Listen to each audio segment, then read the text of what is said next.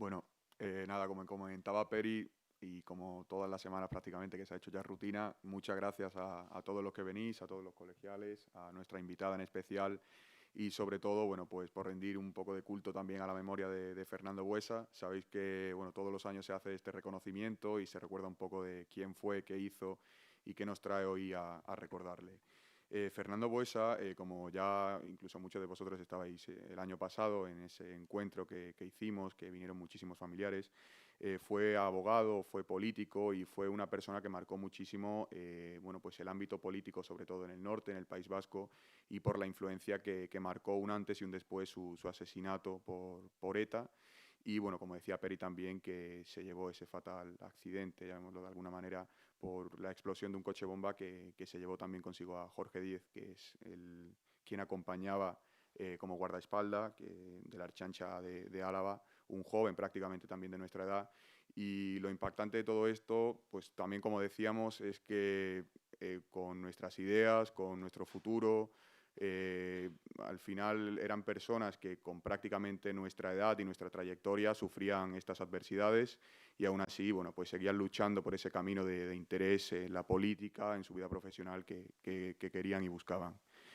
Y bueno, pues su paso por la política, a pesar de su pronta edad, no fue pues sencilla. Él, bueno, pues fue vicelehendakari por Asuntos Sociales del Gobierno Vasco, consejero de Educación, Universidades de Investigación del Gobierno Vasco, también diputado, en este caso por la Junta General de Álava, por Vitoria, y también, bueno, pues por un largo recorrido que le dio ese reconocimiento que él tenía y que, por tanto, la banda terrorista ETA, bueno, pues lo puso entre sus listas y acabó como todos conocemos. Y para ello, pues es un tema fundamental, creo, por ese salto generacional y una vez más agradecer a Rosa Díez por estar entre nosotros, quizás por esa distancia que nos toma en su vida política y en quizás lo que está más en nuestro día a día, en lo que conocemos, en lo que escuchamos en las noticias. Muchos de nosotros no estemos al tanto. Rosa Díez es una política española, es cofundadora de UPyD, que es más conocido como bueno, pues Unión, Progreso y Democracia, además de su marcado paso por el Partido Socialista Obrero Español, y todo esto está íntimamente relacionado con el tema bueno, pues del terrorismo, de esta lucha político-militar en el País Vasco, porque una de las grandes decisiones que marcó bueno, pues su separación de ese gran partido fue la consideración de que no se estaban tomando unas medidas serias, estables o quizás eficaces para combatir el terrorismo en el País Vasco, un partido socialista que quizás bueno, pues pretendía mucho más esa negociación con la banda terrorista, que quizás no estaba teniendo los frutos que se esperaban de esa negociación y que bueno, pues terminó por dar fruto a ese partido. Y bueno, pues Rosa Díez pasó, como ya decía, a este partido, donde bueno, pues marcó también un antes y un después en la política española, abriendo ese espacio entre el bipartidismo, con la creación de UPyD, como venía diciendo, con un partido de centro-izquierda que entonces, más que por unos intereses propios o unas convicciones, tenía también como último fin la creación que luego da de Basta Ya, una iniciativa ciudadana que pretende combatir y tiene como centro y como núcleo de interés combatir el terrorismo y sobre todo garantizar y luchar por la garantía de un Estado de Derecho sostenible, por nuestra Constitución, por la libertad y por valores que, aunque ahora parezcan rutinarios, antes no estaban en el día a día, como el feminismo, la libertad, el raciocinio político, que al final pretendía unir a todos los políticos de distintas ideologías, edades, pensamientos, intereses, tanto del País Vasco como de Andalucía, de Madrid, para luchar contra esa injusticia que azotaba nuestro país. Y bueno, pues su trayectoria política es muy amplia, portavoz del grupo UPyD en el Congreso de los Diputados, diputada por las Cortes Generales en Madrid, en el Parlamento Europeo por España, incluso presidenta de la Delegación Socialista Española en el Parlamento Europeo. Por tanto, podemos ver cómo su influencia no solamente queda en territorio nacional, sino que va más allá. Y bueno, por eso creo y consideramos que su figura hoy es muy importante para tratar un tema que quizás en la gente de nuestra edad y de nuestra generación queda un poco olvidado y quizás de desinterés, pero bueno, creo que va a ser un tema muy interesante y nada, le cedo la palabra. Muchas gracias.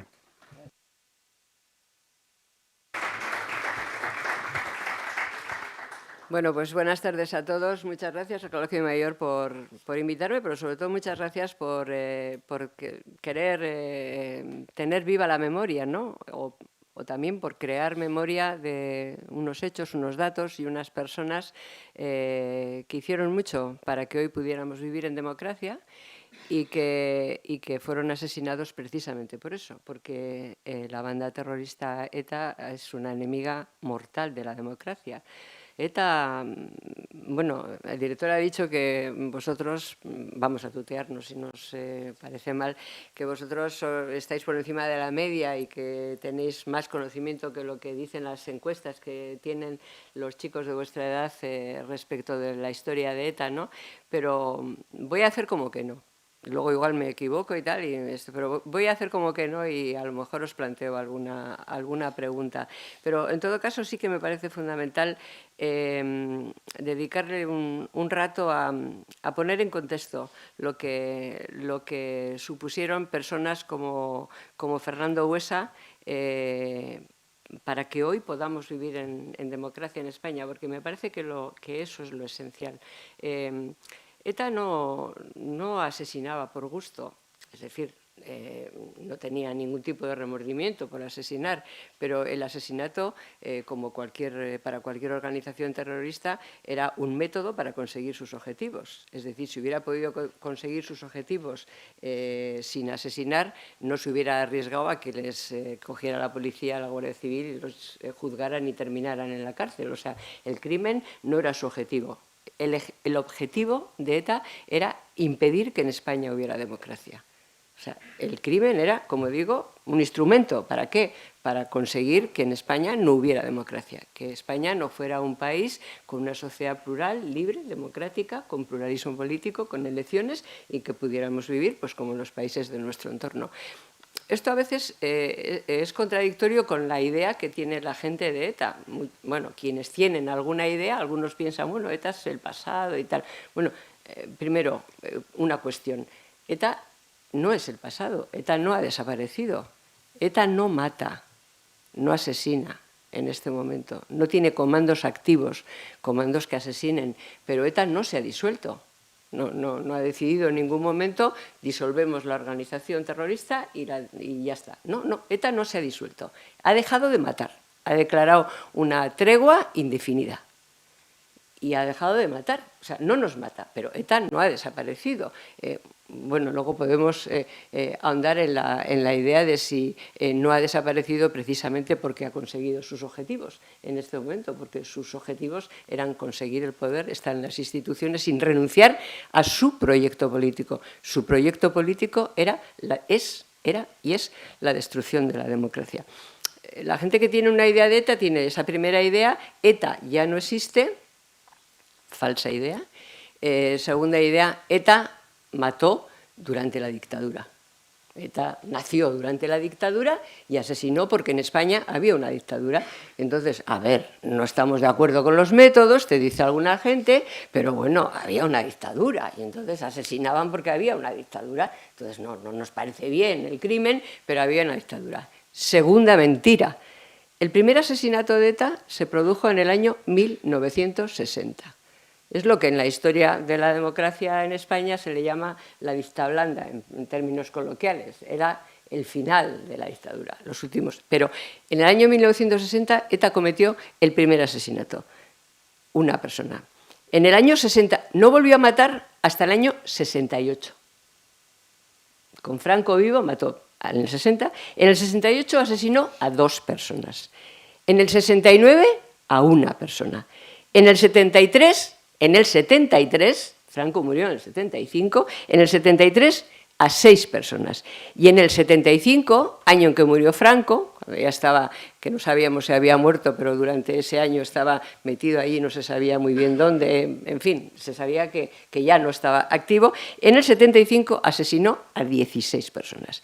O sea, ETA asesinó en vida de Franco a 46 españoles, de un total de 857 españoles que asesinó. O sea, ETA no asesinó contra la dictadura, asesinó a unos pocos españoles durante la dictadura, a unos pocos, a 46, todos son demasiados, uno sería demasiado, pero a 46 de 857 durante la vida de Franco, durante la dictadura, y al resto, hasta 857, los asesinó durante y contra la democracia. Porque el objetivo de ETA, insisto, siempre fue impedir que la Constitución tuviera una oportunidad y en España viviéramos en democracia. Fijaos que es muy curioso que en el año 76, también es un dato interesante para, en fin, elaborar esto que, vamos, darle certeza a esto que os estoy diciendo. En el 76 ETA asesinó a 18, en el 77 a 11 y en el 78, mientras elaborábamos la Constitución, mientras se estaba haciendo la transición, después de que las Cortes franquistas habían hecho el harakiri con la ley de la reforma política, que la votaron ellos mismos, después de eso, en el año 78, ETA asesinó a 68 españoles. ¿Alguien tiene alguna duda de qué era lo que pretendía ETA? Más allá por cómo actuaba. ETA pretendía impedir que en España triunfara la democracia, que España aprobáramos la Constitución, quería provocar pues, una revuelta militar, una salida, en fin, el desbarajuste completo. Bueno, entonces es interesante quedarnos con las dos ideas. ETA no ha desaparecido. Segundo, ETA asesinó durante y contra la democracia. Muy pocos en vida de Franco, muy pocos porcentualmente respecto del total, y el resto durante y contra la democracia. De los 857, otro dato con el que quiero que os quedéis, de los 857 asesinados por ETA, hay 357 crímenes que aún no han sido juzgados. O sea, casi más de un tercio de los crímenes de ETA no han sido juzgados. Sus familiares, los familiares de los muertos, no saben quién los asesinó.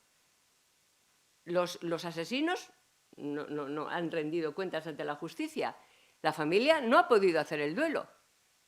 Todo eso en una España en la que se desentierra a Franco y en la que se hacen, desde que llegó Zapatero, ya he perdido la memoria de cuántas leyes de memoria histórica hemos hecho.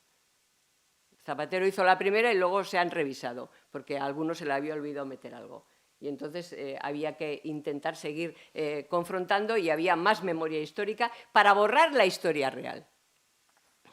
Esto también me parece interesante para el contexto. Claro, en todos esos años en los que allí se llama los años del plomo en el País Vasco, pues a los más duros, ¿no? A los años en los que prácticamente todas las semanas había al menos un funeral, es decir, al menos un atentado y al menos un funeral, prácticamente todas las semanas, y en algunas semanas pues más de uno. En los años del plomo, también me interesa que lo sepáis, es verdad que hubo un momento ya en el que la sociedad vasca reaccionó y empezó a salir a la calle. Pero también es cierto que hubo muchísima cobardía, cobardía de ciudadanos normales, anónimos. O sea, la gente empezó a salir a la calle a manifestarse contra ETA muy tarde, cuando ETA, diría más, casi cuando ETA empezó a matar concejales, mientras asesinaba a uniformados, a guardias civiles, policías nacionales, militares, o a algunos pobres, hombres o mujeres, a los que señalaba después de haberles asesinado y les tildaba de lo que se les ocurriera para justificar el asesinato, había muy poquita gente que salía a la calle. Yo quiero que penséis también en esa imagen. Yo he vivido muchos funerales en el País Vasco en los que iba la familia del muerto, del guardia civil, policía nacional, militar, pero sobre todo guardias civiles y policías nacionales asesinados, en la que iba la familia y media docena de personas más, la mayor parte de ellas obligados por el cargo institucional que ostentaban, a acompañar el féretro. Quedaos con esa imagen, ¿eh?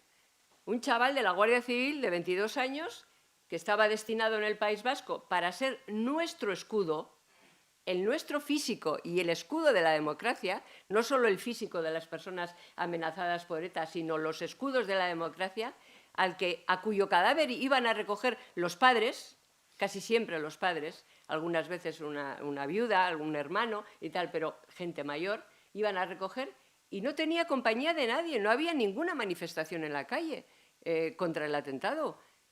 Había una pequeña, en fin, féretro seguido de unas personas que caminábamos detrás del féretro, terminaba la misa y se lo llevaban rápidamente al aeropuerto. Mucha cobardía. Contexto también, otro contexto institucional, el que os voy a dar, institucional y que tiene que ver con la jerarquía eclesiástica vasca. Se puede decir en esta casa también, ¿verdad? Sí, pues eso, se puede decir. Jerarquía, bueno, yo lo iba a decir de todas maneras, pero bueno, jerarquía eclesiástica vasca. En Bilbao solo se hacían funerales en la iglesia de San José. Solo había una iglesia en la que se hacían funerales por los guardias civiles, policías o asesinados de ETA. La de San José, que estaba en la Plaza San José, al lado de precisamente donde estaba la sede del Partido Socialista y de la UGT. A veces el obispo de San Sebastián de aquella época se negaba a hacer funerales por las víctimas de ETA.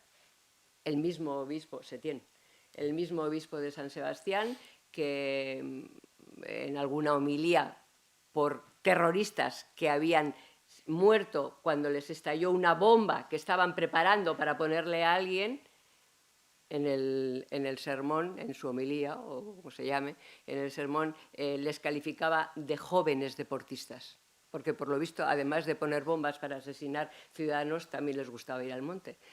Entonces, la calificación era de jóvenes deportistas. Una sociedad amordazada, una sociedad cobarde y una sociedad con unas instituciones, la jerarquía eclesiástica. Por eso digo jerarquía eclesiástica, porque sé distinguir, o sea, sé distinguir lo que es la jerarquía de lo que pueden ser, en fin, otras personas, creyentes, católicos, incluso sacerdotes, ¿no? Por cierto, en la iglesia de mi pueblo, yo vivo en un pueblo de Vizcaya, me ha dicho mi marido cuando veníamos para acá, oye, no hemos sacado esa foto, no, la tengo que sacar, para que en esto de ETA no han muerto. En la iglesia de mi pueblo, yo vivo en un pueblo que tiene 4.000 habitantes, donde he nacido y donde sigo viviendo, a 15 kilómetros de Bilbao. Han pintado ETA otra vez, han vuelto a pintar por fuera ETA con la serpiente enrollada y tal. Lleva la pintada 15 días, oye, no la ha borrado nadie. Seguro que pongo yo una pintada contra el alcalde y dura medio minuto, que no se me ocurrirá poner una pintada contra el alcalde, pero digo, en fin, bueno, si la pongo contra Sánchez no me da tiempo ni a acabar la pintada. Pero bueno, que te quiero decir pero allí en la iglesia, en la iglesia por fuera, dos pintadas. ETA, por una parte, Gora ETA, Viva ETA, y al lado, en la pared de al lado, por fuera, esto. Bueno, pues en esa Euskadi, en esa sociedad vasca tan cobarde, tan absolutamente cobarde, con una jerarquía eclesiástica tan comprensiva hacia los terroristas y tan, en fin, tan poco cristiana para con las víctimas, había gente como Fernando Buesa. Os decía antes que la gente tardó en salir a la calle, luego me paso a Fernando, que la gente tardó en salir a la calle a manifestarse y que bueno, la eclosión fue Miguel Ángel Blanco, sí, pero habíamos empezado a salir antes, o sea, a la calle. No me refiero a gente como yo, personas, digamos, con una responsabilidad política y pública y con una militancia conocida, que ya nos habíamos ganado llevar escolta y, por tanto, pues ya habíamos, en fin, ya estábamos señalados para siempre. Me refiero a personas, en fin, corrientes, anónimas, que tenían una vida, que no tenían una vida pública. Bueno, tardó mucho en salir. Empezaron a salir efectivamente cuando ETA empezó a matar concejales. Ellos lo llamaban, los terroristas, lo de socializar el terror, porque empezaron a matar concejales para socializar el miedo, para que la gente tuviera miedo, ¿no? De que le podía pasar a él, que no pasaba solamente a los uniformados o a la gente que luchaba directamente contra ETA, pero también provocó, aunque ellos quizá no habían pensado en eso, la reacción contraria, porque el concejal como que mucha gente lo siente como propio, ¿no? O sea, porque le ha votado a él sí, efectivamente, me pueden votar a mí, y sales como que en legítima defensa, casi sin racionalizarlo demasiado, pero como que en legítima defensa. Claro, cuando en un pueblo pequeño, pongamos el mío, pero da lo mismo en cualquiera otro, en una ciudad, porque los periodistas sacan fotos y todo eso, con lo cual, cuando sales ya por primera vez, la primera vez que alguien salió a la calle, que no había salido nunca, en España, a nivel nacional pasó lo mismo, pues con Tomás y Valiente, por ejemplo, en aquellas manos blancas de cantidad de jóvenes que no habían salido jamás a una manifestación contra ETA. Pues como suelo decir yo, es que ya una vez que sales del armario no te meten en el armario, ni Dios, perdonadme la expresión, ni el Dios es en minúscula en este caso, ya no te metes, o sea, ya una vez que has vencido ese miedo, a veces ese pudor de salir a la calle y de manifestarte, ya es que no te encierra nadie. Y bueno, efectivamente, empezamos a salir a la calle. Empezamos a salir, empezaron a manifestarse, empezamos a pintarnos las manos de blanco, pero costó muchísimo tiempo. Y durante todo ese tiempo que salía muy poca gente, pues Fernando era una de esas personas que estaba y que salía. Claro, yo tuve un enorme privilegio. Fernando era mi amigo, yo era su amiga. Éramos amigos, o sea, no solamente éramos compañeros de partido, que lo éramos amigos, amigos de comer en casa, quiero decir, o sea, que es como decirlo, ¿no? Bueno, fue la primera persona asesinada por ETA a la que mis hijos conocían. Porque os deis una... que lo conocían de casa, o sea, no que le conocían de haberlo visto en la tele o tal, porque ya conocían a otros, pero la primera vez que mi hija fue a un funeral y a una manifestación, bueno, realmente no fue al funeral, fue a la manifestación, fue el asesinato de Fernando Buesa. Olaya, nuestra hija, no había ido nunca a una... yo tengo un hijo y una hija, mi hijo le lleva 7 años, casi 8, a nuestra hija, y nunca habían ido a ninguna manifestación. Yo creo que Diego me había acompañado alguna vez a algún sitio, pero ella no había ido nunca a ninguna manifestación. Y el día que asesinaron a Fernando Buesa, cuando yo volví a casa de estar en Vitoria, me encontré con que no estaba en casa ninguno de los dos, y Iñaki, mi marido, ¿dónde está? Han ido en autobús. ¿Y Olaya también? Sí. Fue la primera vez, pero además es que era nuestro amigo. O sea, bueno, Fernando era nuestro amigo, pero aparte de ser nuestro amigo, a ver, ETA elegía bien a sus víctimas. Así como a Miguel Ángel Blanco lo mató precisamente porque era desconocido, pero fue una manera de elegir y de decir, vamos a matar a alguien que no le conozca, para que quede claro, ¿no? O sea, que cualquiera puede ser víctima. A Fernando lo asesinaron porque era Fernando Buesa. O sea, Fernando Buesa era una persona que tenía, no solamente había llevado escoltas durante mucho tiempo, sino que su casa, los alrededores, Vitoria, durante mucho tiempo, siempre, continuamente, aparecía con pintadas amenazantes de ETA. Fernando fue consejero, como se ha dicho, de Educación, y bueno, y se la tenían jurada, ¿no? Porque era un hombre libre, porque era un hombre claro, porque era un hombre valiente, porque además era muy pedagógico a la hora de explicar su posición política. Entonces era una persona con la que era fácil comprender las razones y la razón de las cosas. En fin, a él lo mataron un 22 de febrero del año 2000. Yo me acuerdo perfectamente, como pasa, bueno, sois todavía muy jóvenes, no, seguro que todavía no estáis en ese proceso, ¿no? Que dice, ¿y usted dónde estaba tal día y tal? No, a lo mejor no ha pasado demasiadas cosas en vuestra vida como para que las recordéis durante toda la vida, pero a lo mejor sí, ¿no? Pero hay como momentos, ¿no? Pues el 23F para la gente de mi generación, el 11M y tal, pues te preguntan ¿dónde estabas? Y te acuerdas perfectamente dónde estabas. Yo me acuerdo hasta lo que llevaba puesto, o sea, te acuerdas perfectamente de las cosas porque son momentos como que te marcan la vida, ¿no? Entonces yo me acuerdo perfectamente de dónde estaba cuando sonó el teléfono y dijeron, había un atentado en Vitoria. Estaba en la sede del Partido Socialista, y entonces era diputada en el Parlamento Europeo del Partido Socialista en Bilbao, y sonó el teléfono. Y ha habido un atentado en Vitoria. ¿Y? Pues no se sabe todavía. Ha estallado un coche bomba, no se sabe, pero ha sido entre la casa de Fernando y el Parlamento Vasco. Entonces, yo cogí el teléfono y empecé a llamarle, que es lo que ocurre, yo creo, siempre cuando ocurre un atentado o un accidente en un sitio donde tú sabes que hay alguien querido, cercano, familiar, que está. Claro, naturalmente no me contestaba. Y entonces llamé a su casa y me cogió su hija, la pequeña. de las dos chicas, la pequeña. Y me dijo, digo, Rosa, ¿está tu padre? No, han matado a Aita. Así recibimos la noticia, no, han matado a Aita. Todavía ya estaba cerca de su casa. Fernando fue el segundo asesinado después de la ruptura de una tregua de ETA. ETA había proclamado una tregua unos meses antes, en noviembre del año 1999. En enero mató al teniente coronel Blanco con un coche bomba aquí en Madrid, y en febrero le mató a Fernando Buesa con un coche bomba en Vitoria.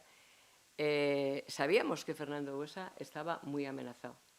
Ya no estaba en el gobierno vasco, era diputado autonómico. Seguían apareciendo pintadas amenazantes. Le habíamos pedido escoltas. Él tenía un escolta en aquel momento.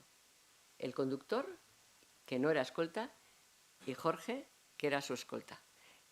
No estaba protegido. Había tregua y el gobierno vasco no cumplió con su obligación de protegerle. No estaba protegido. Era una persona directamente amenazada por ETA que no tenía protección. Antes de que él pasara por aquel coche, habrían pasado 2 policías por allí. Se miraban los coches, se veía que no había artefactos, se controlaba el recorrido de los coches. Recuerdo cuando mi hija vino de esa manifestación de Vitoria, que la gente llamaba por teléfono y tal, y no, bueno, tal, todos bien y tal. Entonces la niña dijo de repente, ama, pues yo un poco de miedo sí que tengo. ¿Pero por qué? Si yo tengo escoltas, yo siempre salgo con escoltas, ya sabes, hija. Sí, pero yo un poco de miedo sí tengo. Ya, ¿pero por qué? Y le volvió a ver.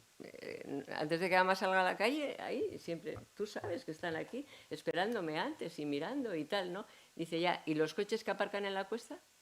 Para subir a mi casa hay una cuesta de unos 100 metros, que hay que salirte de la carretera y subes, ¿no? Es una casa con vecinos, pero, o sea, que subes. ¿Y los coches que aparcan en la cuesta? Bueno, pues si Fernando hubiera tenido, yo dije, sí, los coches también los miran. Si Fernando hubiera tenido la protección del gobierno vasco que tenía que haber tenido, bueno, hubieran tenido más dificultad, a lo mejor lo hubieran matado de otra manera, pero hubieran tenido más dificultad para ponerle un coche bomba.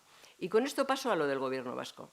Os he dicho, en una sociedad cobarde, ETA asesinó contra la democracia, una jerarquía eclesiástica que no cumplía con su deber cristiano de estar con las víctimas y no con los verdugos, y un gobierno vasco que no protegió suficientemente a Fernando Buesa. No es que no protegió suficientemente a Fernando Buesa, y ahora quiero contaros la historia de la indignidad.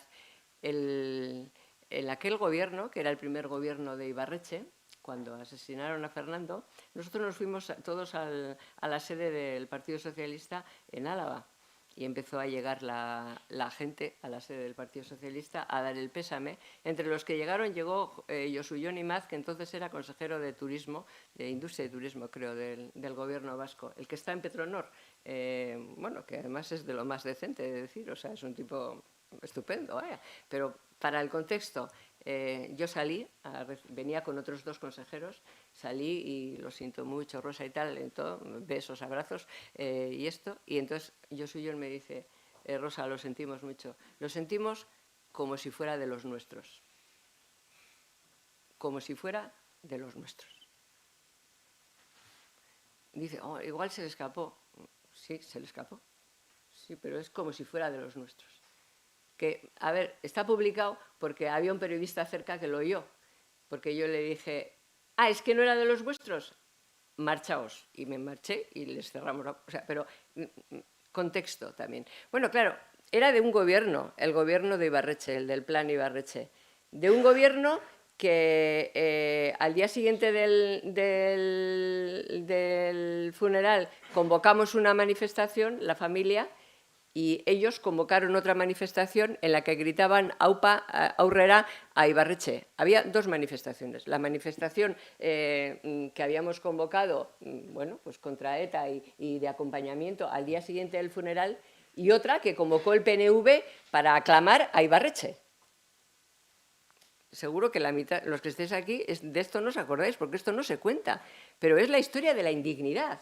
O sea, bueno, es que le gritaban, cualquier ciudadano, un alemán, un francés, alguien que pasara por allí y hubiera visto en la calle y hablaban y hubieran oído los gritos de Aupa Ibarretxe Aurrera, hubieran pensado, pues, ¿esto qué será? ¿Que están homenajeando a alguien? Bueno, habían asesinado a Fernando Buesa.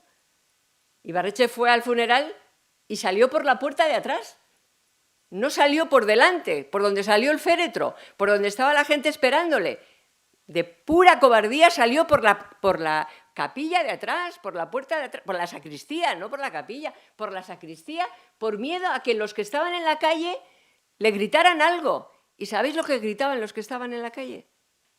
Gritaban libertad. Libertad, libertad, libertad. Era el grito de la manifestación que recorrió las calles y el grito de la gente que estaba delante de la iglesia. Libertad. Porque otra de las grandes mentiras y de la gran manipulación de la historia es lo de la paz. La paz es una de las palabras más manipuladas de la historia. Una de las más manipuladas de la historia. Mientras ETA nos mataba todas las semanas, hacían encuestas y preguntaban en las encuestas a la gente, ¿está usted a favor de la paz? Y salían, por supuesto, siempre decía, el 80% está a favor de la paz. Y bueno, a ver, ¿quién iba a decir que no? O sea, quiero decir, la cuestión no era que la gente dijera que estaba a favor de la paz si se lo preguntaban. Te preguntan, ¿está usted a favor de la paz? Y dice, pues claro, y de comer caliente todos los días, y de que me toque el euromillón, y de muchísimas cosas. Si me lo preguntan, te voy a decir que sí. O sea, la cuestión era la decisión de hacer esa pregunta. ¿Para qué esa pregunta? Pues para parecer que realmente el problema que teníamos en Euskadi es que no había paz. No, el problema que teníamos en Euskadi es que no había libertad, porque había unos asesinos que nos mataban para impedir que viviéramos en libertad. Esto lo entendió muy bien, lo entendía perfectamente personas como Fernando Buesa. Yo os recomiendo un libro que, fíjate que no me he dado cuenta de traerlo, que le hicimos unos años después con discursos suyos en el Parlamento vasco, en los que, por ejemplo, a propósito de la autodeterminación, explicaba que el problema no era por qué lo pedían o por qué lo defendían, sino que el problema era la autodeterminación misma, porque significaba alguien que se autodetermina es porque no vive en democracia, o sea, porque no cabe en el concepto, ¿no? Bueno, pues, y ya con esto voy a acabar porque si no, no vamos a poder hablar, una breve reseña del final, también relacionado con el asesinato de Fernando. Os decía que habíamos tardado mucho tiempo en salir a la calle después de un atentado.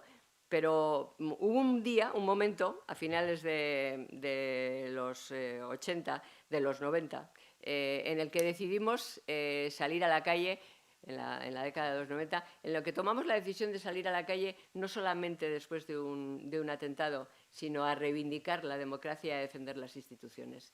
Eso fue Basta Ya. Fue cuando creamos una asociación cívica que se llamó Basta Ya y que tomó la decisión de movilizar a los ciudadanos en defensa de las instituciones y en defensa de la democracia. No después de que hubiera un atentado, sino en cualquier momento, pero nunca después de un atentado. La gente nos decía, no va a salir nadie. Si no hay un atentado, aunque convoquen, no va a salir nadie a la calle, porque la gente sale después de un atentado. Nosotros creímos que había llegado el momento de salir a defender lo que nos une, de salir a defender la democracia, de ponernos detrás de una pancarta en defensa de la democracia, que ya los malos nos habían visto llorar juntos, que ya habíamos salido demasiadas veces a llorar juntos y que ya esa imagen de llorando juntos ya se conocía, los malos nos habían visto llorar juntos y que teníamos que reencontrarnos quienes éramos la inmensa mayoría de los españoles, de los vascos en este caso, y teníamos que salir a la calle también a reír juntos, a reencontrarnos y a reír juntos y a sentirnos mayoría y a plantarles cara también desde esa otra perspectiva. Aunque decían que no iba a salir nadie a la calle, la primera manifestación que convocó Basta Ya se celebró en el mes de enero del año 2000. En el mes de febrero del año 2000. El 19 de febrero del año 2000. Ya habían atentado, como os he dicho antes, rota la tregua, pero la celebramos en San Sebastián, el 19 de enero del 2000. Fernando Buesa estuvo en esa manifestación. 3 días más tarde la asesinaron. En esa manifestación, Fernando Buesa formaba parte del movimiento Basta Ya. Estuvo en esa manifestación en San Sebastián que recuerdo que llovía como si llorara. O sea, llovía mucho hasta para los de San Sebastián. O sea, llovía torrencialmente. Pues lloviendo torrencialmente, 10.000 personas salimos a la calle en San Sebastián. No había costumbre de salir en manifestaciones en Madrid y tal, sí, pero en San Sebastián, 10.000 personas a la calle, detrás de una pancarta que decía, por la libertad, ETA no. Me diréis, pues tampoco es demasiado, en fin, una cosa demasiado, nos costaría mucho ponerlo. Pues sí, nos costó tanto que no había habido nunca antes una pancarta que pusiera ETA no. Nadie había puesto nunca una pancarta que pusiera ETA no, fuera, por la libertad. Cosa rara, ¿no? Dices, bueno, parece que, pues no se había atrevido nadie o nadie lo había considerado. Y la segunda gran manifestación que convocó Basta Ya fue en el 2003 en San Sebastián también, en el mes de diciembre, y ahí salieron a la calle 100.000 personas. 100.000 personas en San Sebastián casi no caben, ¿eh? O sea, aquello era impresionante, ¿no? Porque, bueno, claro, y dice, bueno, ¿y qué? Bueno, globos de colores, en fin, constitucionalistas. No, bueno, los políticos no les dejábamos ir en la primera fila, vamos, por supuesto, no iban en la pancarta. A ver, yo era política, pero yo era de Basta Ya, que decir, hacíamos las pegatinas y lo hacíamos todo, o sea, no teníamos ni dinero de nadie ni nada, lo hacíamos. En la segunda pancarta ponía, con la violencia no es plan, sino chantaje. Era el momento del plan Ibarretxe. Decíamos, con violencia no es plan, sino chantaje. Pero la grande debajo ponía estatuto y constitución. Y para que estatuto y constitución. Y con esto sí que voy a acabar. Bueno, a Basta Ya nos dieron el premio Sájarov en el Parlamento Europeo en el año 2000. Es la primera y única vez que se da el premio Sájarov en defensa de los derechos humanos a una organización europea, miembro de un Estado, o sea, que es de un Estado miembro, porque es un premio que normalmente se le da a organizaciones que luchan a favor de los derechos humanos en países donde no hay democracia. Es la primera vez y única, nunca más se ha vuelto a dar a una organización. Bueno, pues estatuto y constitución. Y también, un poco para el contexto, os digo que los políticos no iban en primera línea y que convocábamos nosotros, la sociedad civil, y que les decíamos que si querían ponerse, que se pusieran todos juntos si querían, no separados, pero varias filas por detrás de donde iba la pancarta. Cada uno se ponía donde le daba la gana, normalmente se juntaban, yo creo, por esto de los periodistas y esto. Pero claro, nosotros decidíamos cuándo convocábamos la manifestación y cuál iba a ser el lema. Y luego, como allí, entre los que organizábamos aquello, había personas pues, del Partido Socialista, cuál era mi caso, del Partido Popular, como María San Gil, digamos, por hablar de los más conocidos, nos repartíamos el trabajo. El trabajo era ir a visitar al PP y al PSOE y decirles, oye, vamos a convocar una manifestación tal día, tal hora y con tal lema. Si queréis vais y si no, no vais, pero simplemente íbamos a comunicárselo por educación, para que lo supieran. Bueno, entonces, esta pancarta de Estatuto y Constitución provocó mucho problema, he de deciros. Yo iba donde los del PSOE y María donde los del PP. Normalmente íbamos con algún otro y tal, pero íbamos ahí tal, ¿no? Y entonces uno de los dos partidos dijo, ¿estatuto y constitución? Hombre, poner solo estatuto, porque el estatuto está dentro de la Constitución y entonces habrá mucha gente que no está por la Constitución, pero sí está por el estatuto y con poner estatuto ya vale. Y esto. El otro partido dijo, hombre, poner solo Constitución, porque el estatuto está dentro de la Constitución y entonces habrá gente que no está de acuerdo con el estatuto porque no está de acuerdo con las autonomías y tal, pero sí está con la Constitución. Entonces, claro, a los dos les dijimos lo mismo. No, es que no queremos que no vayan los que necesiten justificar por qué han ido. No queremos dar coartadas a nadie. O sea, no queremos que puedan explicar, no. Es que preferimos que vayan 100 que saben por qué han ido a que vayan 100.000 que se están justificando entre ellos, no, yo he oído tal.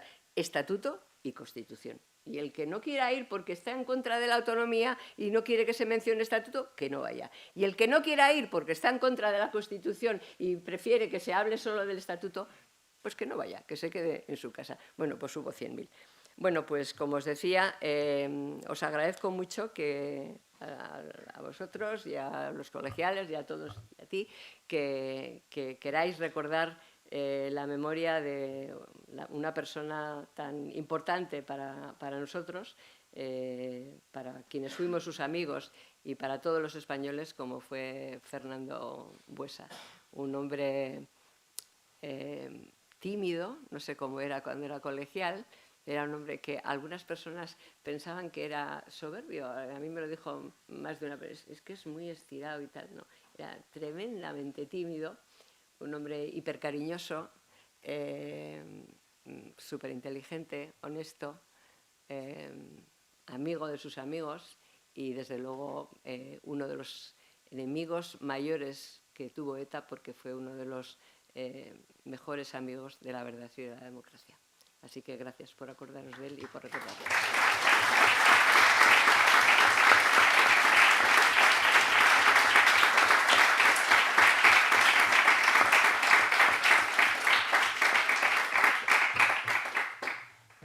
Bueno, pues muchísimas gracias por las palabras. Yo, bueno, quería hacer una breve reflexión, un repaso de todo lo que hemos comentado.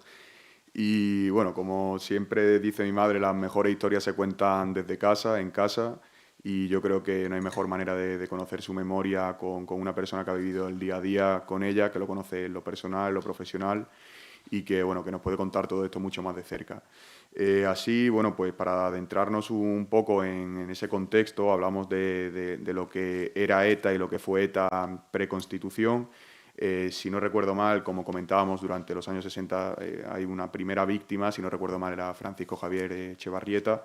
Era un guardia civil que murió tiroteado en una confusión porque había un control de tráfico, 2 guardias civiles en un pueblo del País Vasco y, bueno, pues estas 2 personas que formaban parte del comando se equivocaron, pensaba que lo habían descubierto y, bueno, fue asesinado. Entonces vemos cómo desde entonces hasta incluso el primer asesinato que en manos de ETA es a partir de una confusión, todavía no había una estabilidad, todavía no había un propósito y ETA, bueno, pues mataba por esa inestabilidad que buscaban en la democracia española, incluso en el País Vasco. Y a partir de ahí, bueno, pues eso, seguir denunciando ese tercio de víctimas que está en las listas de ETA, que todavía no se han juzgado. Hace poco, bueno, hace 2 días pasamos por ese 11M, que quizás es lo que más recordamos, que todavía se denuncia que no conozcamos la verdad sobre lo que pasó, sobre las víctimas, sobre juzgarlo. Hablábamos de la prescripción, que habían prescrito pasados esos 20 años, para poder conocer realmente quién intervino en todo ese accidente y en toda esa desgracia. Y a partir de ahí, pues bueno, ver quizás el plano más cercano, vemos como decíamos al principio que ETA no ha desaparecido, quizás a mucha gente le parece una barbaridad esta frase, pero vemos como partidos que mantienen en sus listas gentes quizás partícipe o involucrada directa o indirectamente en todo ese proceso, pues siguen las instituciones, incluso, bueno, pues siguen las Cortes Generales, siguen en el País Vasco y, bueno, pues mantienen viva esa parte oscura de la política vasca que quizás, bueno, pues habría que revisar bien hacia dónde vira la política española y la estabilidad de nuestro país. Y, bueno, dicho esto, una vez más, muchísimas gracias. Pasamos al turno de preguntas. Como sabéis, de dónde venimos, qué estudiamos y la pregunta. Así que si alguien quiere intervenir. Vale.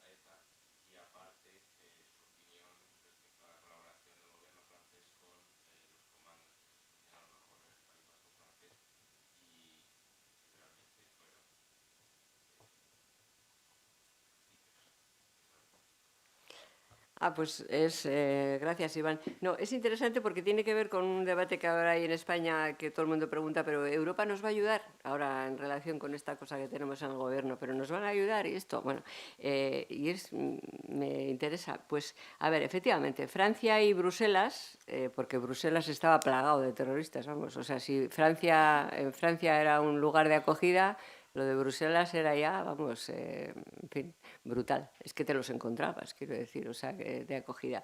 Sí, Francia durante mucho tiempo, bueno, le costó mucho a Francia como país reaccionar y ayudar a la policía española y al gobierno español a perseguir el terrorismo de ETA. Nos miraban un poquito así, estos los del sur, ¿no? Un poquito como si tuviéramos que, en fin, que demostrar que éramos una democracia y que en España se respetaban los derechos humanos y fue durante mucho tiempo lugar de acogida. La verdad es que el trabajo del gobierno, de los gobiernos de España, fue importante para conseguir con los gobiernos franceses pues una buena relación y implicarlos en la lucha contra ETA, pero me consta, lo sé, fue fundamental algunas personas que pasaron por la Guardia Civil. Digamos que consiguieron una relación de complicidad con la policía francesa, de complicidad sana, y que ayudó muchísimo a, bueno, pues a que empezaran a desmontarse comandos. O sea, cuando realmente Francia decidió como gobierno apoyar a España, había ya un entramado por debajo de buenas relaciones humanas que estaba ya bastante consolidado, que, en fin, permitieron que los comandos en Francia caían como, bueno, vamos, caían como una semana detrás de otro. O sea, que los terroristas en Francia, los españoles vascos, porque así es, terroristas que estaban en Francia empezaron a tener miedo, os cuento anécdota, hasta de ir al dentista en Francia, porque como caían tantos comandos, empezaron a especular entre ellos si les pondrían algún chip o algo, porque caían inmediatamente. O sea, aunque parezca una anécdota, os juro que es verdad, ¿eh? O sea, porque empezaron a desplazarse hacia el norte, hacia Bruselas, para que les pusieran allí y tal, porque empezaron, bueno, entonces tardó muchísimo tiempo. Si Francia se hubiera, en fin, puesto del lado de la democracia española antes, pues hubiéramos terminado con lo de Vidal y todas esas caídas que hubo, pues se hubieran producido mucho antes. Y lo mismo puedo decir de Bruselas, aunque realmente lo de Francia fue mucho más importante. También ayudó que ETA, porque si os acordáis, si recordáis o tiráis ahora de hemeroteca, ETA mató poco en Francia. ETA sabía que necesitaba tener un territorio de protección y que en fin, si empezaban a atentar en Francia, pues es posible que el gobierno francés diera instrucciones, ¿no? Y también ayudó que cometieron algún atentado, no mucho, pero empezaron a atentar. Pero bueno, sobre todo estaba engrasado el camino, y cuando el gobierno francés decidió que pobres españoles también éramos demócratas y también teníamos derecho a que nos protegieran, pues entonces la cosa empezó a funcionar. Pero Europa, ¿qué pensaban? Dices tú, ¿qué pensaban los europeos? Bueno, es que no pensaban. O sea, claro, realmente es que Europa es eso que se dice siempre que es como un elefante y tal. O sea, Europa funciona, pero funciona a su ritmo. Y entonces, si no hay en fin, un trabajo muy duro y muy continuo, muy permanente en las instancias europeas, en las instituciones europeas, pues Europa no se mueve. Europa se termina moviendo siempre por necesidad. O sea, hay que decirlo así. Bueno, yo soy súper europeísta, súper pro-europea, pero hay que conocer que Europa se mueve cuando considera que es necesario moverse. Si no, hay tantos intereses cruzados y tanta gente que desde cada uno de los Estados miembros que es capaz de trabajarse lo suyo por encima de lo común. Bueno, yo me acuerdo de los británicos siempre, que cuando yo estaba allí formaban parte de la Unión Europea. Bueno, los británicos eran los mejores, o sea, para, en fin, estar en todos los sitios y controlar todo lo que se aprobara, se debatiera o tal, que tuviera que ver con los intereses de su país. Pero eso no lo hacen de la misma manera la mayor parte de países. Entonces, Europa, yo llegué al Parlamento Europeo en el 99.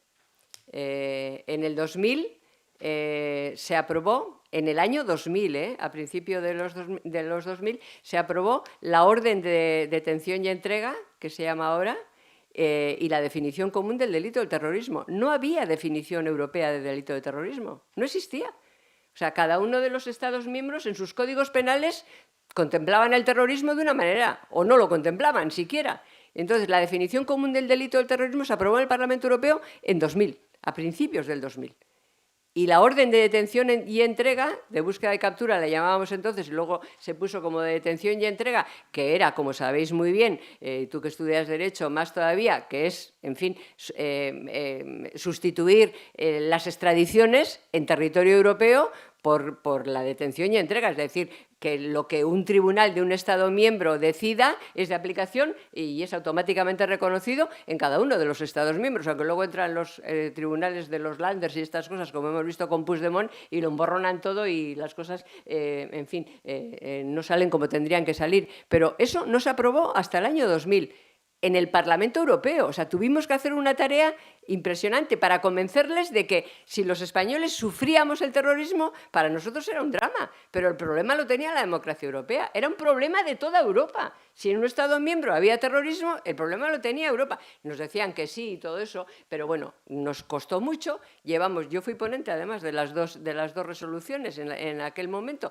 llevábamos adelante, lo aprobamos en el Parlamento. Había un comisario en la Comisión de Interior, en la comisión, que era Vitorino, un socialista francés, por cierto, francés-portugués, Vitorino, que era muy cómplice nuestro, en el buen sentido, que nos ayudó muchísimo. Se aprobó en el Parlamento, la Comisión lo informó favorablemente y lo metieron en un cajón. En un cajón, porque claro, para que eso fuera efectivo, tenía que pasar al Consejo, para que se aprobara y fuera una directiva y los Estados miembros lo aplicaran en sus códigos penales, Bueno, se metió en un cajón. ¿Sabéis cuándo se sacó del cajón? Cuando volaron las Torres Gemelas. Volaron las Torres Gemelas y en 15 días se aprobó la directiva. El Consejo lo metió en su orden del día y se aprobó la directiva. ¿Por qué? Porque Europa se sintió vulnerable. Se dio cuenta que era vulnerable, aunque habían volado en Nueva York, pero oye, esto no. Se sintió vulnerable y aquel trabajo que habíamos hecho se aprobó en 15 días en el Consejo. Si no, pues no sé, igual todavía no se había aprobado, si no hubieran volado las Torres Gemelas. O sea que sí, Europa funciona, las instituciones funcionan si nosotros funcionamos, porque si ese trabajo no se hubiera hecho, cuando volaron las Torres Gemelas se hubiera tenido que empezar a hacer. O sea que ahora, con lo que está pasando con, en fin, la ley de amnistía, en fin, yo creo que, aunque no me lo habéis preguntado, pero ya que aprovecho la oportunidad, cuando preguntan, ¿esto lo pararán en Europa? Pues sí, lo pararán en Europa. Lo pararán en Europa si nosotros lo paramos en España. Es decir, si la gente sigue saliendo en España, si los profesionales en España siguen denunciando lo que está ocurriendo, si siguen llegando a las instituciones europeas denuncias de todo tipo de profesionales, desde jueces hasta, en fin, abogados del Estado, hasta todo tipo de profesionales, denuncias sobre lo que está ocurriendo, en fin, si cada cual cumplimos con nuestra obligación, Europa no podrá mirar para otra parte para sentirse más cómodo y terminará, pues, en fin, acompañándonos y actuando. Genial. Por atrás, Mariño. Buenas tardes, soy Mariño, soy de Cáceres y estudio Ingeniería Industrial.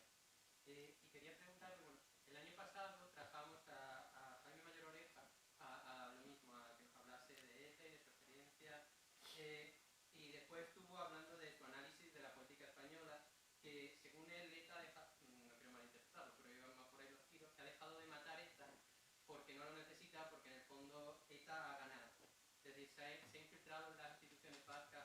La idea de ETA profunda, la de la no anticapitalista, socialista y esto, sino la disolución de España, que no solo se ha infiltrado en la política vasca, sino también en la nacional, con el PNV, Bildu, los nacionalistas catalanes, incluso en el propio PSOE, y hasta el PP. Por algo así. Y quería preguntarle que si comparte el análisis y qué le parece la situación actual de ya no solo el referéndum, sino que se esté poniendo en duda la unidad del país en general, es decir, desde prácticamente todo el espectro político. Muchas gracias. Bueno, ETA ha perdido militarmente y ha ganado políticamente. Ha perdido militarmente porque la han derrotado fundamentalmente los cuerpos y fuerzas de seguridad y la cooperación internacional, como acabamos de decir, y porque ha habido 857 víctimas que fueron nuestros escudos físicos, humanos y escudos de la democracia. Si no hubieran existido esas víctimas, si no hubiera habido nadie que se hubiera puesto enfrente, hubiera ganado también militarmente. Pero claro, ETA ocupa hoy los escaños de aquellos a los que asesinaron. Y los ocupa porque les hemos dejado que los ocupen. Porque en el año 2005 Batasuna fue ilegalizada por las ideas que defendía. porque no todas las ideas son defendibles. Cuando te dicen eso de no, aquellas ideas que requieren el asesinato de alguien para que las ideas puedan triunfar no son defendibles. O sea, que si tienes que asesinar a alguien para que triunfe esa idea, tienes que revisar la idea. Y entonces Batasuna fue ilegalizada en el año 2005. Y no es que fue ilegalizada en España, es que recurrieron al Tribunal Europeo de Derechos Humanos y el Tribunal Europeo de Derechos Humanos ratificó completamente la suspensión que se había hecho en España como brazo político de una organización terrorista. Fue legalizada porque fue declarada terrorista. Ninguno de los miembros de Batasuna que estaban en la cúpula eran terroristas, juzgados por terroristas, como lo es Otegi, por ejemplo, que es dirigente de Bildu, condenado por terrorista. No, aquella organización que se llamaba Batasuna fue declarada disuelta absolutamente, tenía que o sea, esa sentencia había que enmarcarla y la tendría que aprender todo el mundo tendría que sabérsela de memoria.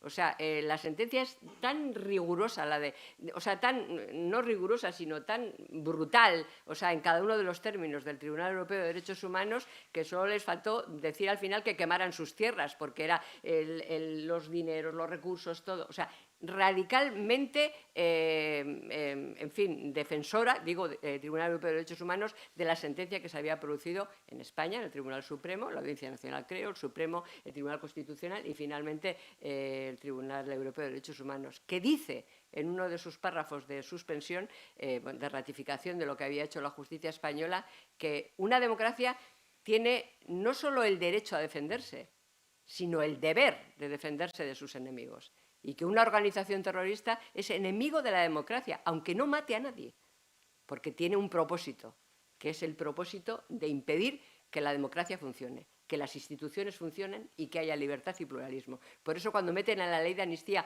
el terrorismo de baja, no sé, o sea, light, o no sé cómo le van a llamar, o 00, o sea, están atentando contra una cosa clarísima en las directivas de la Unión Europea, que está en nuestro Código Penal, porque están en las directivas de la Unión Europea. Es el objetivo. O sea, es el objetivo que persiguen, no que cuando quemaban contenedores, por ejemplo, en Cataluña, como antes en el País Vasco, que a eso se refiere esta sentencia, o ocupaban los aeropuertos, hubiera muerto alguien.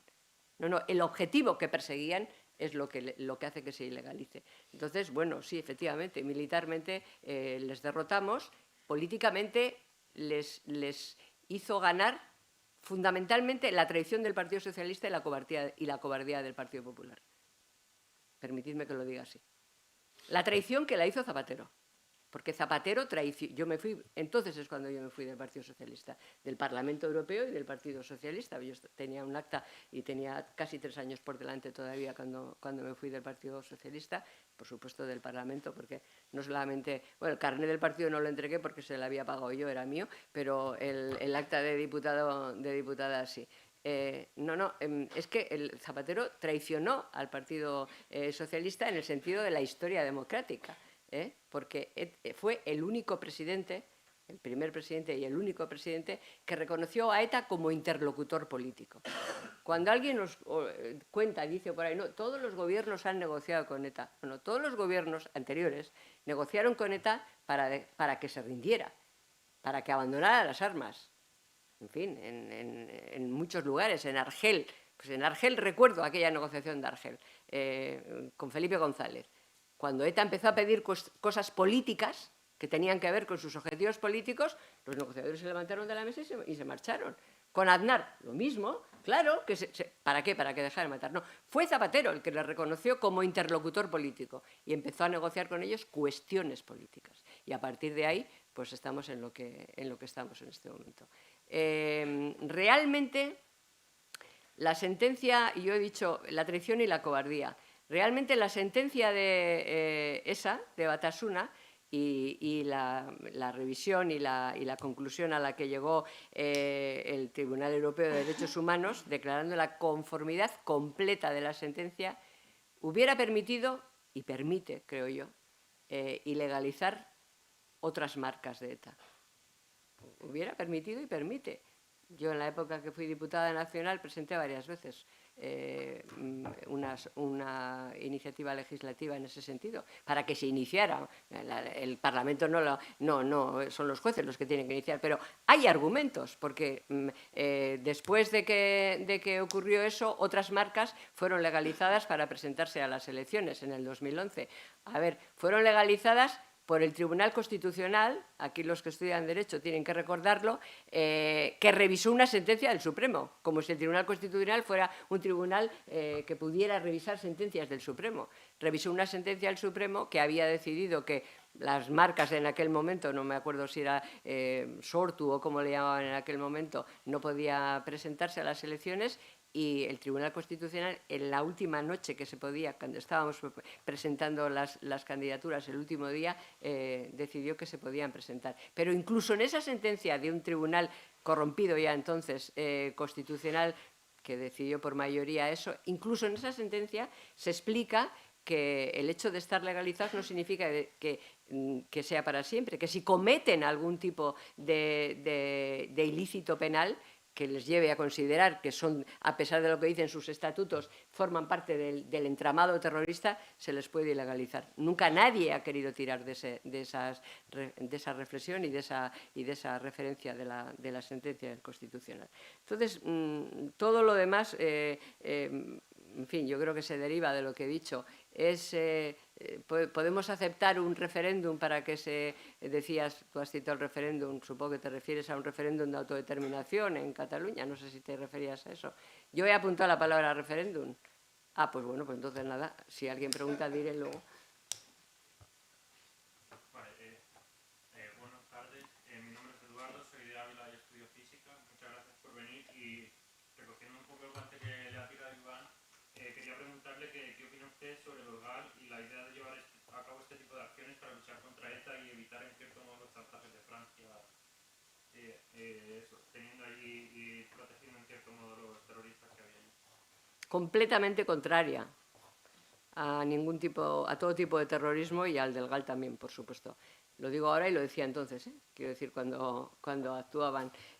Contraria, no solamente por ineficaz, que evidentemente lo es, sino sustancialmente contraria. O sea, al terrorismo se le combate con la ley, con todos los instrumentos, absolutamente todos, porque con alguno, como acabamos de citar, como es ilegalizar a sus representantes políticos, no se está utilizando y es un instrumento democrático, absolutamente con todos, pero con ni uno más que los que está dentro de la ley. Aparte, como te digo, de lo ineficaz en términos operativos, pero aunque hubiera sido eficaz. Fíjate tú que el único, no sé, bueno, esto que voy a contar puede resultar anécdota, pero es así. Hubo un tiempo en el que, cuando el GAL no había actuado, digamos, asesinando a nadie, pero ya en fin, se hablaba de que podía existir. Después se consideró que esto que voy a contar ahora formaba parte del GAL. Hubo un tiempo en el que, cuando os decía antes que los terroristas en Francia empezaron a tener miedo y se iban para arriba,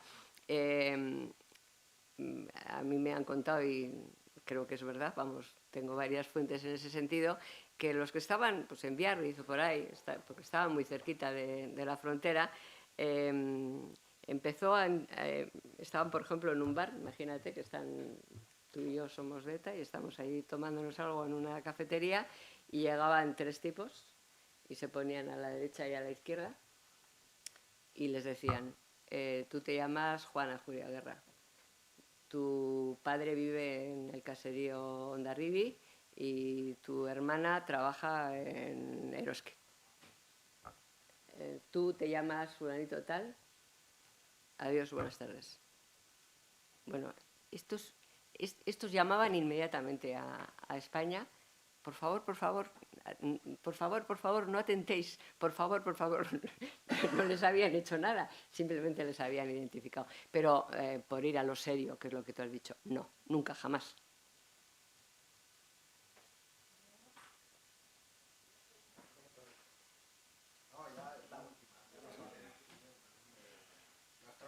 Pero no es obligatorio, ¿eh?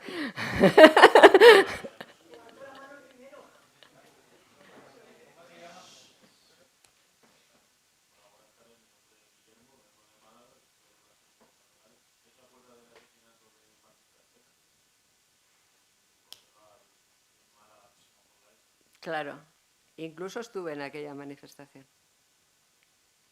Sí, la verdad es que hemos ido a muchas manifestaciones.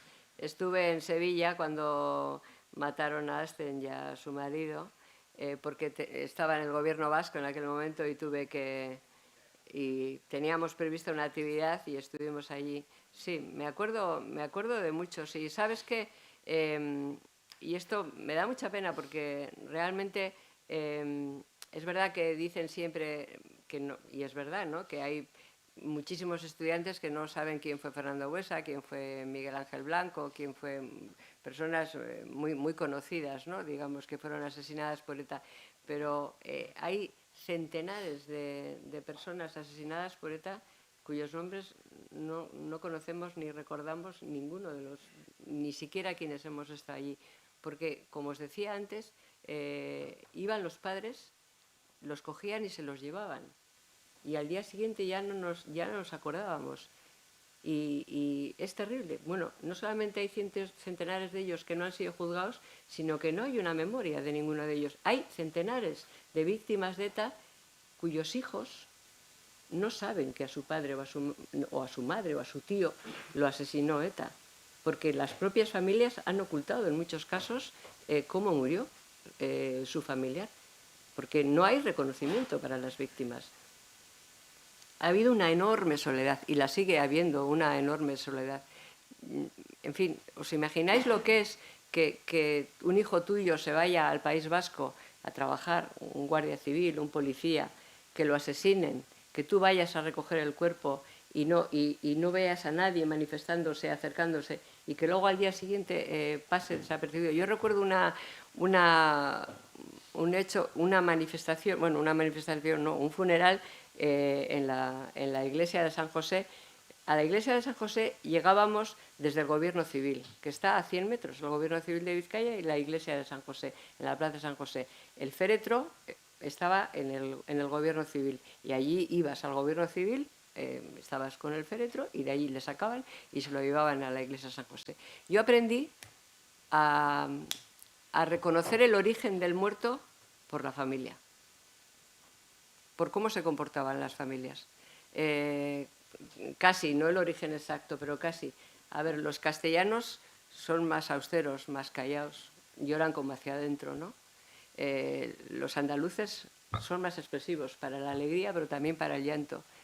Aprendimos a reconocer casi el origen del chaval que estaba ahí en el féretro por cómo se expresaba la familia. Aprendimos también a saber, incluso si venían del campo, de la ciudad, porque les dabas las manos callosas de los padres, los dedos hinchados de las madres con el pañuelito pequeño. Sé que puede parecer esto, pero es que me gustaría que os dierais cuenta de ese contexto, de ese chaval que le mataron porque estaba defendiendo que hoy vosotros pudierais estar aquí, libremente. O sea, y que no sabemos ni cómo se llamaba. Y se lo llevaban a la iglesia y de allí rápidamente a un avión y a casa. Recuerdo una vez que iba detrás del féretro una docena de personas y iba una madre y una chica joven que era la novia del guardia civil, era un guardia civil asesinado, y la chica se puso a llorar. Y entonces yo, como estaba muy cerca, lo oí. La madre le agarró del brazo y le dijo: no, que no te vean llorar. No creáis que se refería a nosotros, es que en las aceras sí que había gente. Que ellos no te vean llorar. O sea, esa entereza de esa mujer que había ido a recoger al chico muerto, a su hijo, que lo llevaba casi a escondidas, que no había nadie en la calle más que los que les miraban desde los balcones o tal, y nosotros pocos, y que son las personas que han hecho posible que hoy vivamos en democracia.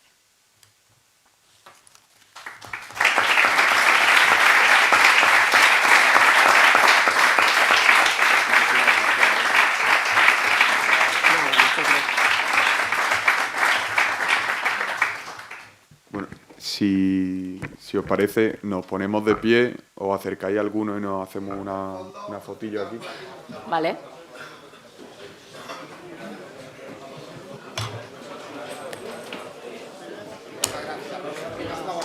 Yo sí, vosotros. ¿Ha servido? ¿Ha sido útil? Mucho, faltaría más. No seríamos tan que usted se sintiese... No, bueno, pero vamos, que sí ha sido útil para lo que queréis, vaya. También queremos que todo está bien y que No, sea yo un buen recuerdo del Pío. yo por supuesto, pero vamos, se Sí, trata nos de ha que servido. Que les mueva un poco. a ellos les haya sido útil. ¿Vale? Ahora luego le vamos a pedir que nos filme. Sí, nada. Chicos, del fondo ponemos por este lado. Pablo. Ale, venga chicos. Venga, Pablo, ponte un poquito para acá. Guillermo, ponemos por aquí. Vamos, Píos. Vale, un segundo.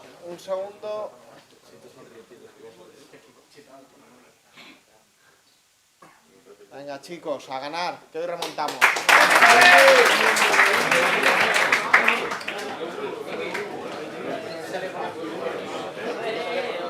Ya te he oído.